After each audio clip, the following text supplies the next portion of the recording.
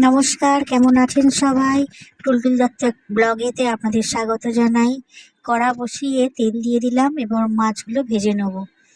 আজ আমি দেখাচ্ছি আমার বাড়িতে কিভাবে মাছের ঝাল হয়। এটি আমার শাশুড়ি মায়ের কাছ থেকে শেখা।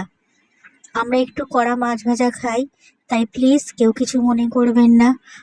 আপনারা যেমন করে খান তেমন করেই ভেজে মাছের ঝালটা তৈরি করতে পারেন। আশা করছি এইভাবে মাছের ঝাল করলে আপনাদের সকলের ভালো লাগবে।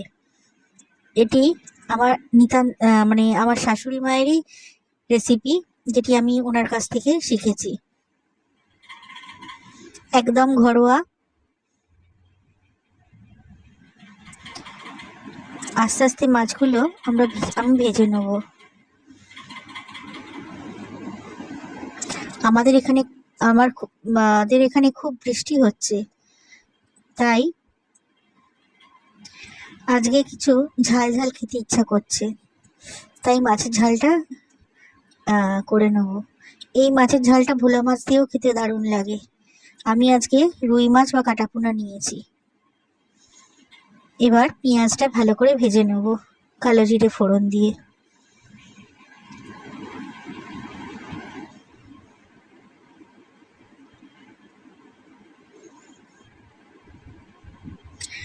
এই গুঁড়ো মশলাগুলো নিয়ে জলে গুলে দিয়েছি, কারণ গুঁড়ো মশলাগুলো জলে কিছুক্ষণ ভিজিয়ে রাখলে তারপরে যদি রান্নায় দেওয়া যায় তখন তাতে একটা বাটা মশলার স্বাদ আসে, আরও খেতে টেস্ট হয়।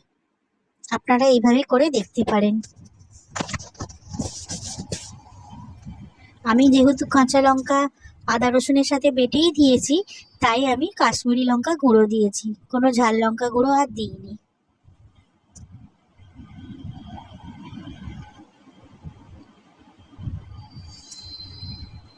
আমি এখানে একটু ঝোলা ঝোলা রেখেছি, কারণ আমরা ভাত দিয়ে মেখে খাবো, তাই আপনারা চাইলে এটাকে আর একটু শুকনো করে নিতে পারেন। যদি ভালো লেগে থাকে লাইক করে দেবেন। আর চলি।